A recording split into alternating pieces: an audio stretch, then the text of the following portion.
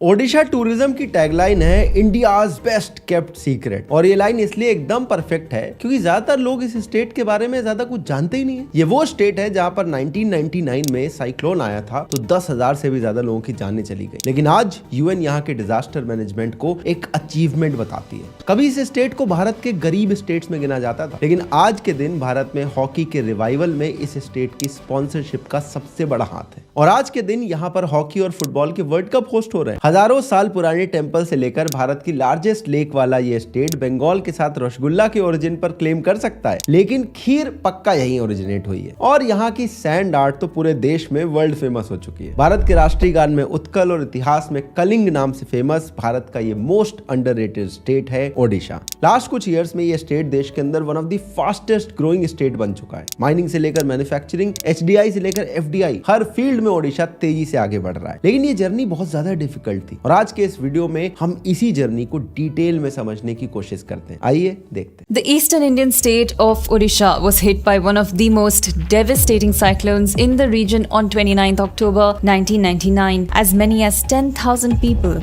are reported to have died.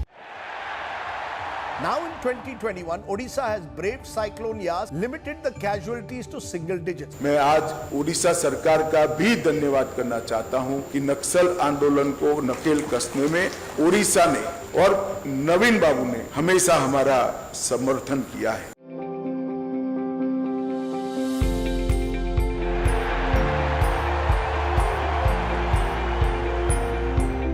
बात है हजारों साल पहले की, जब भारत के एक हिस्से में कुरुक्षेत्र की लड़ाई हो रही थी और उस टाइम पर एक बहुत पावरफुल किंगडम था कलिंगा और उसके राजा कौरवों की तरफ से महाभारत में लड़ रहे थे। महाभारत के बाद आई क्षत्रिय डायनेस्टी और इसने कलिंगा की लॉस्ट ग्लोरी को रीस्टोर किया। पुराणों के हिसाब से एक के बाद एक 32 क्षत्रिय किंग्स ने यहाँ पर रूल किया। फिर इसके बाद यहाँ आई नंदा डायनेस्टी जिसकी टोटल 9 जनरेशन ने यहाँ पर रूल करा और इस टाइम पर इस रीजन में काफी इकोनॉमिक प्रोग्रेस हुई। इन्होंने इस रीजन को फेमन से बचाने के लिए इरिगेशन प्रोजेक्ट भी शुरू किए थे। इस डायनेस्टी के टाइम पर जो कलिंगा था वो आज के ओडिशा से थोड़ा सा अलग है। इसमें बंगाल और बिहार के भी कुछ पार्ट्स आते थे। वैदिक टेक्स्ट के अकॉर्डिंग उस टाइम पर मेनली यहाँ पर ट्राइबल्स रहते थे और आज भी आप देखो ओडिशा की 1/3 पॉपुलेशन ट्राइबल्स ही है। इसके बाद कलिंगा ने देखी भारत की अब तक की सबसे डेडलीस्ट वॉर, जब 261 BCE में मौर्यन सम्राट अशोक ने यहाँ पर अटैक कर दिया। 1 लाख लोगों की डेथ हुई इसमें और अगले 110 सालों तक यहाँ पर मौर्यन एम्पायर रहा। अगले 1600 सालों तक यहाँ पर Jain empire, Gupta empire, eastern Ganga dynasty, बहुत सारी डायनेस्टीज आई और यहाँ पर famous Lingaraj temple, Konark temple, Jagannath temple इसी ड्यूरेशन में बने। फिर इवेंचुअली 1568 में रिपीटेड इन्वेजन्स के बाद अफगान्स ने भी कुछ टाइम तक इस रीजन को कंट्रोल करा। तब जो ये रीजन था वो बंगाल सल्तनत के एकदम एज पर था और इस पर अफगान ज्यादा ध्यान नहीं देते थे। ये लोग भी यहाँ पर ज्यादा टिक नहीं पाए और फिर अकबर ने कलिंगा पर अटैक करा और इसे जीत लिया और अगले 180 सालों तक यहाँ पर मुगल रूल था। मुगल रूल के अंडर भी अगर आप देखें जो पावर का सेंटर था वो दिल्ली और आगरा में था और ये रीजन उससे बहुत दूर था, इसीलिए यहाँ पर उनका भी ध्यान नहीं गया। मुगल्स ने कलिंगा को एक तरह से ऑटोनॉमी दे रखी थी, वहां पर अपने किंग थे और वो अकबर के अंडर एक सबऑर्डिनेट की तरह रूल करते थे। क्योंकि मानसिंह यहाँ के गवर्नर थे तो जो यहाँ के टेंपल्स थे उनको भी ठीक ठाक प्रोटेक्शन थी, लेकिन मुगल से कोई हेल्प नहीं मिलती थी। फिर 1751 में आए मराठास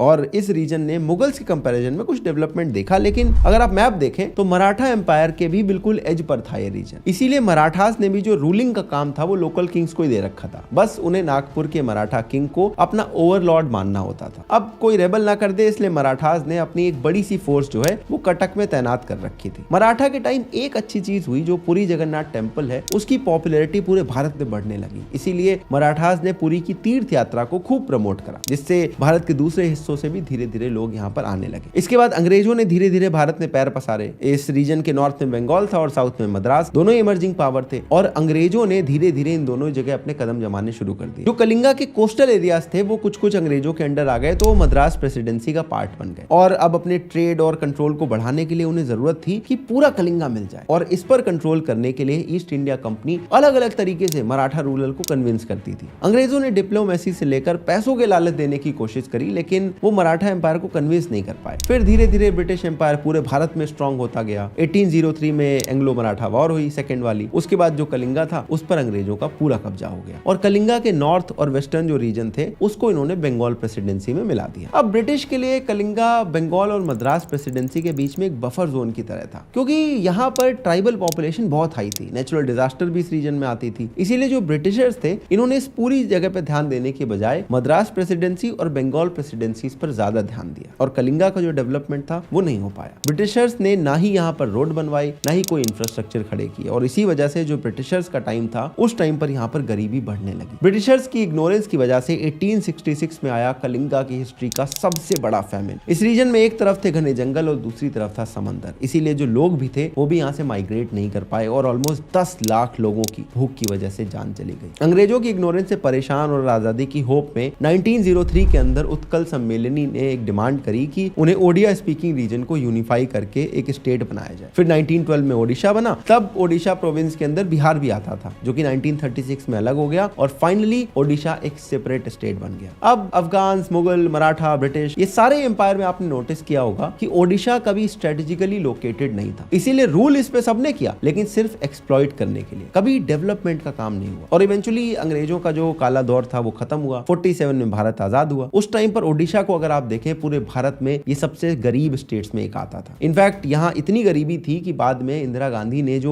गरीबी हटाओ का नारा दिया था वो भी ओडिशा विजिट करने के बाद दिया था। इसका एक कारण ये था कि ओडिशा में शुरू से ही जो ट्राइबल पॉपुलेशन थी वो बहुत ज्यादा थी। जनरली ट्राइबल्स ऑप्रेस थे, इसलिए कोई लैंड या वेल्थ ओन नहीं करते थे और अंग्रेजों की इग्नोरेंस झेलते हुए स्टेट में कोई डेवलपमेंट या इंडस्ट्रीज भी नहीं सेटअप हो पाई। ऊपर से यहाँ पर साइक्लोन इतने आते थे कि जो कुछ भी बचा था वो इन्होंने तबाह कर दिया। ओडिशा में इतने साइक्लोन आते हैं कि आप एक सिंपल गूगल सर्च करके समझ सकते हो। पिछले 20 सालों में 10 मेजर साइक्लोन यहाँ पे अभी आ चुके हैं। इसीलिए सिस्टमैटिकली ओडिशा की एक लार्ज पॉपुलेशन गरीब रही और मेल न्यूट्रिशन होती चली गई। बेसिक डेवलपमेंट लेवल भी इस स्टेट में अपने बाकी पीयर स्टेट के कंपैरिजन में काफी कम थे। ये बात आपको डेटा में भी दिखेगी। 1951 के सेंसस के हिसाब से ओडिशा का लिटरेसी रेट सिर्फ 15% था, जो कि नेशनल एवरेज से काफी कम था। कंपैरिजन के लिए उस टाइम पर बंगाल का लिटरेसी रेट 24% था और मद्रास का 22%। लेकिन सरकार जानती थी कि एक चीज जिसकी ओडिशा में कोई कमी नहीं है वो है नेचुरल रिसोर्सेज। ओडिशा मिनरल्स का गोल्ड माइन है। ओडिशा में भारत का 98% क्रोमाइट, 33% आयरन, 52% बॉक्साइट और 24% कोल मिलता है और इसी का फायदा उठाने के लिए यहाँ पर शुरू हुई माइनिंग इंडस्ट्री। लेकिन गवर्नेंस प्रॉपर तरीके से ना होने की वजह से माइनिंग इंडस्ट्री से भी ज्यादा एक्सप्लॉइटेशन हुआ। यहाँ पर कुछ लोग तो अमीर हो गए लेकिन एक बहुत बड़ी पॉपुलेशन को कम दामों पर काम करने पे मजबूर होना पड़ा। इसके अलावा जो नेचुरल रिसोर्सेज थे उन्हें भी हद से ज्यादा एक्सप्लॉइट करना शुरू हो गया। इससे स्टेट में जो कुछ सिलेक्टेड लोग थे उनकी वेल्थ बढ़ रही थी और पूरे स्टेट में इनइक्वालिटी और ज्यादा बढ़ती चली गई। ओडिशा में करप्शन इतना हाई हो चुका था कि जब राजीव गांधी जी यहाँ पर गए तो उन्होंने बोला कि जब मैं 1 रुपए सेंटर से भेजता हूँ तो आपको सिर्फ 15 पैसे मिलते हैं और जो बाकी 85 पैसे हैं ये बीच में मिडिलमैन खा जाते हैं। माइनिंग के साथ साथ एग्रीकल्चर भी यहाँ पर शुरू से ही डोमिनेंट सेक्टर था। ओडिशा का जो एवरग्रीन मौसम है उसकी वजह से इसकी जो सॉइल है वो बहुत फर्टाइल है और मिनरल रिच है। क्योंकि ओडिशा में 70% से ज्यादा लोग एग्रीकल्चर से जुड़े, इसलिए रिफॉर्म की यहाँ पर बहुत जरूरत थी। लेकिन यहाँ पर भी पॉलिसी पैरालिसिस थी, कोई लैंड रिफॉर्म नहीं हुआ। इसकी वजह से जो जमीनें थी वो छोटे छोटे टुकड़ों में बढ़ती चली गई और स्टेट में जो मार्जिनल वर्कर था वो बढ़ता चला गया। ओडिशा एक कोस्टल स्टेट भी है, 450 किलोमीटर लंबा कोस्ट है यहाँ पर, इसीलिए यहाँ पर जो साइक्लोन है वो कुछ ज्यादा आते हैं। इसकी वजह से भी जो डेवलपमेंट होता है वो भी खत्म होता जा रहा था। इनफैक्ट 1999 में जो साइक्लोन यहाँ पर आया था उसने इतनी तबाही मचाई कि इंफ्रास्ट्रक्चर को डिस्ट्रॉय करके 10,000 लोगों की जान ले ली। इस डिजास्टर ने ओडिशा को और पीछे धकेल दिया। ओडिशा बस एक होपलेस केस बनकर रह गया था। पॉलिटिकली देखा जाए तो ओडिशा ज्यादा स्टेबल स्टेट भी नहीं रहा है, क्योंकि यहाँ पर 1980 आते आते ही 6 बार प्रेसिडेंट्स रूल लग चुका था। पार्टीज में हमेशा से कांग्रेस और जनता पार्टी यहाँ पर डोमिनेंट थी, इसीलिए 1947 से 2000 के बीच में अगर आप देखें तो ओडिशा भारत का सच में ही एक बेस्ट केप्ट सीक्रेट बन के रह गया था। लेकिन लेट 90s में ओडिशा को एक ऐसे सीएम मिले जिससे ओडिशा में एक उम्मीद जगी। इनका नाम था बिजू पटनायक और अंग्रेजों से लेकर आजादी के बाद की जो सेंट्रल गवर्नमेंट की इग्नोरेंस थी, इससे जूझते हुए इस स्टेट को एक उम्मीद जगी कि शायद अब कुछ हो सकता है। लेकिन तभी 1997 में इनकी भी डेथ हो गई और अगले 5 सालों में ओडिशा के अंदर 3 नए सीएम बने और एक बार फिर से पॉलिटिकल इंस्टेबिलिटी आ गई। इस टाइम पर बिजू पटनायक के बेटे थे नवीन पटनायक। ये दिल्ली के ओबराय होटल में साइकेडेली नाम से एक बुटीक चलाते थे। नवीन पटनायक यूएस से वापस आए थे और इन्हें ओडिया बोलनी भी नहीं आती थी। तो जो फॉर्मर प्राइम मिनिस्टर आई के गुजराल है, इन्होंने इन्हें पॉलिटिक्स में आने के लिए कन्विंस करा। फिर इन्होंने जनता दल से अलग होकर अपनी एक पार्टी बनाई, बीजू जनता दल यानी बीजेडी। 1998 के लोकसभा इलेक्शन में इन्होंने बीजेपी के साथ कॉन्टेस्ट करा और 12 में से 9 सीटें इन्हें मिल गई। 99 में जो साइक्लोन आया तो